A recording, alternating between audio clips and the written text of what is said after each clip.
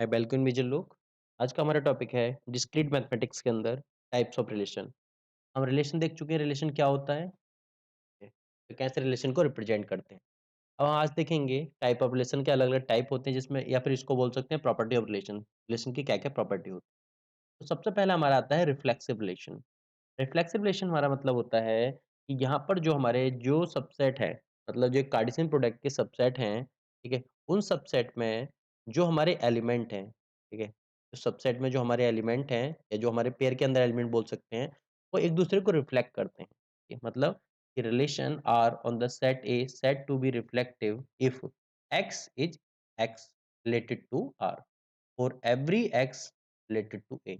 मतलब हर एक्स जो क्या है, किसका है, सेट ए का एलिमेंट है, और वो जो है एक्स, जो हमारा पेयर बना हुआ वो एक्स एक्स का है, मतलब दोनों क्या है, इक्वल हैं। ठीक है, तो यहाँ पर कंडीशन हमारी आएगी, हम इसको बोल सकते हैं कि ऑल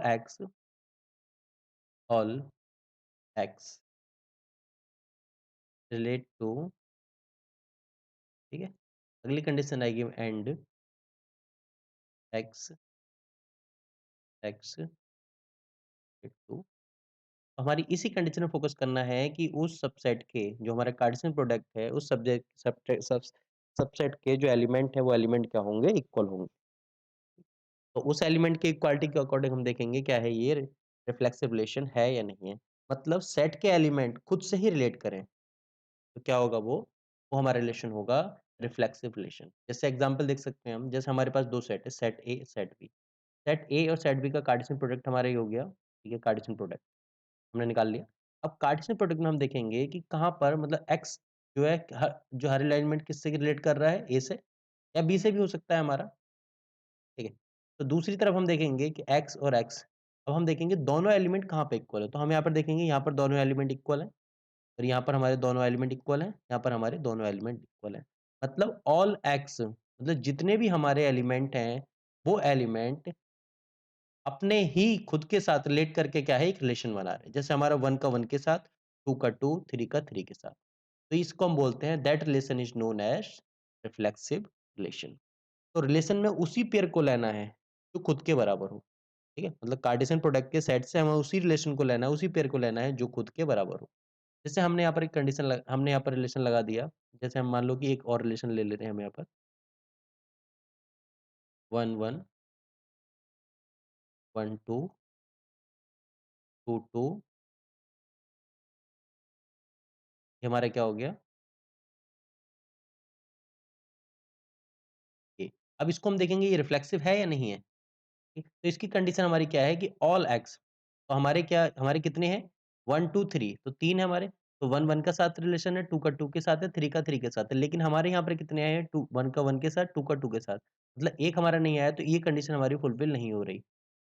ठीक है? मतलब हर रिलेशन का जो हर एलिमेंट है उसका खुद के साथ जो रिलेशन है उसको हमने सबको नहीं लिया है, तो एक को छोड़ रखा है।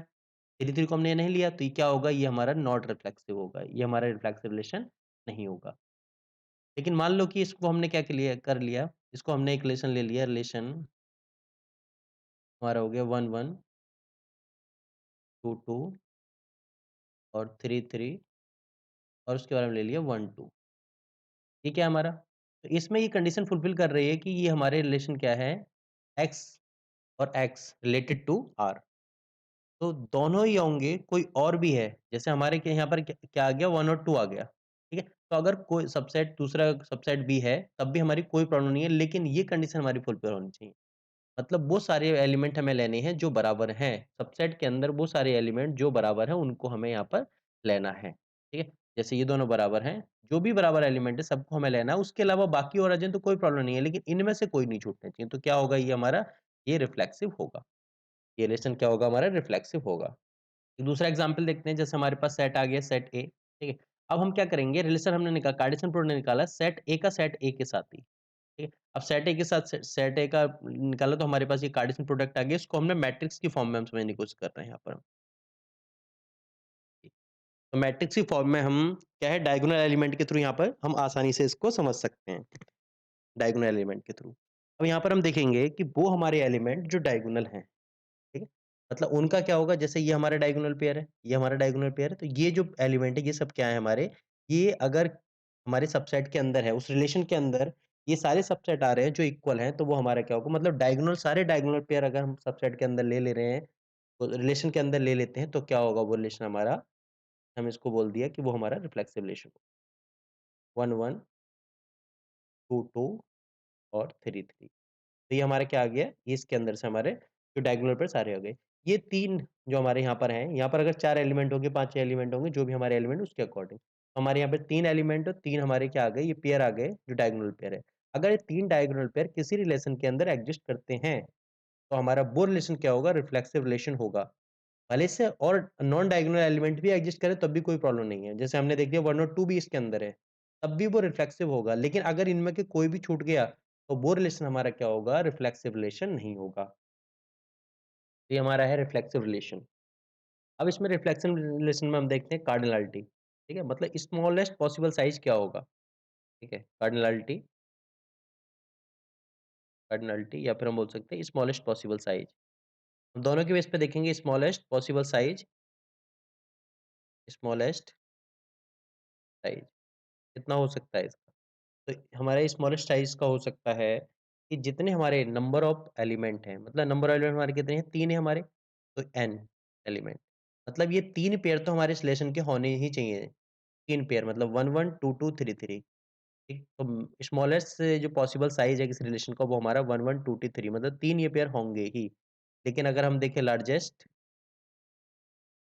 साइज़ की बात करें तो लार्जेस्ट साइज़ हमारा क्या होगा, ये 3 पेयर तो आ ही सकते हैं, इसके अलावा ये जो पेयर है हमारे ये भी हम ले सकते हैं। ठीक है? तो हमारे कितने हो गए टोटल नंबर ऑफ एलिमेंट मतलब जितने भी हमारे सबसेट है वो सब हमारे आ गए। तो हम इसको बोल सकते हैं that is n into n, n square तो कार्डिनैलिटी इसकी और कार्डिनैलिटी इसकी n स्क्वायर ये हमारे नंबर पेयर हुए।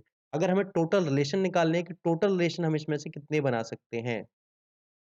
टोटल रिलेशन, तो टोटल रिलेशन हम कितने बना सकते हैं? देखो 3 रिलेशन तो हमारे ये हो गए 1, 2, 3 मतलब एक रिलेशन क्योंकि इनका तीनों एक साथ रहेंगे तो इनका तो एक रिलेशन हो गया। ठीक है? LHC हमने देखा कि हम देख रहे हैं डायगोनल पेयर का, तो डायगोनल पेयर को क्या है 1-1 को हम एक बार ले सकते हैं, 2-2 को एक बार ले सकते हैं, 3-3 को एक बार ले सकते हैं। तो हमारे पास चांस कितने हैं? हमारे पास n टाइप चांस है।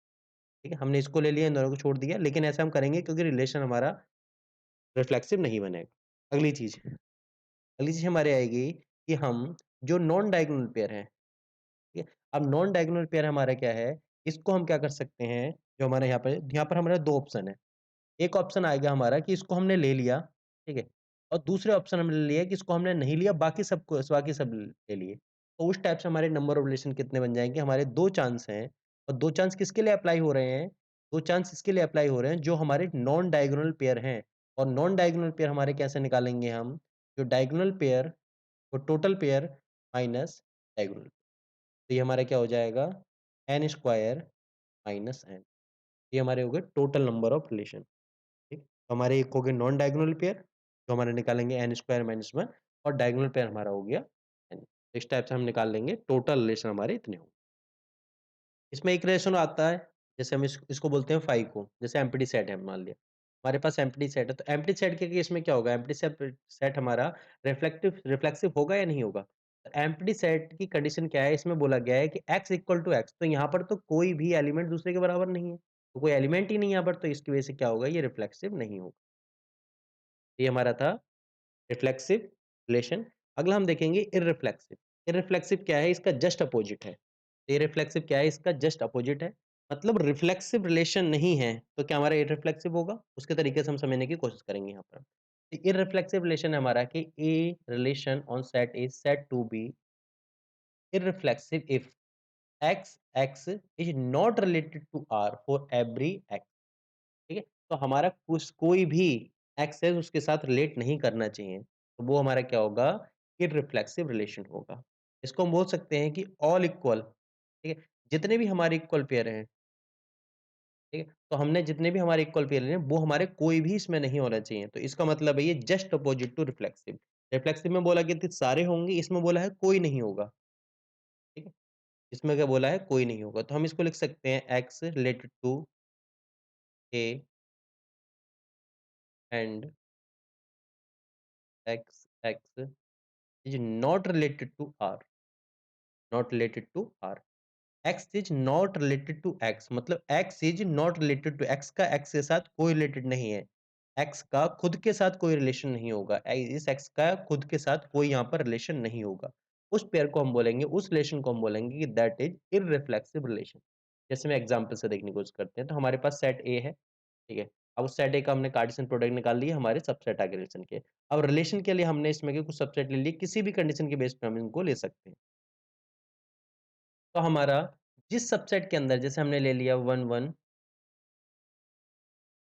2, 2, 2, 1, 3, 1 इस टाइप से हमने मतलब मान लो कि इतने ही ले लिए हमने।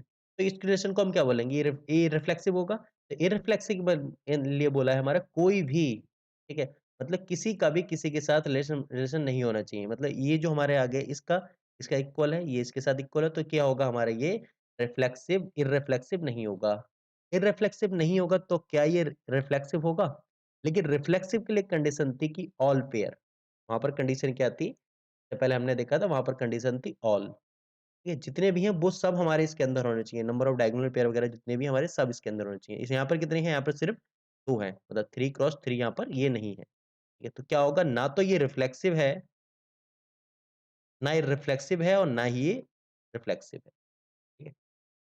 अगला दूसरा रिलेशन हम देखते हैं कोई। दूसरा रिलेशन आ गया हमारा 1 2 2 1 3 1 3 2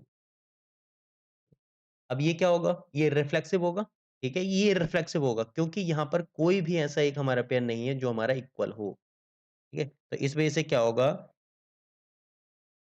कोई भी ये जो हमारा पेयर है ये रिफ्लेक्सिव होगा क्योंकि कोई भी हमारा पेयर इक्वल यहाँ पर नहीं है। अगला हम देखते हैं इसकी कार्डिनैलिटी देखते हैं हम।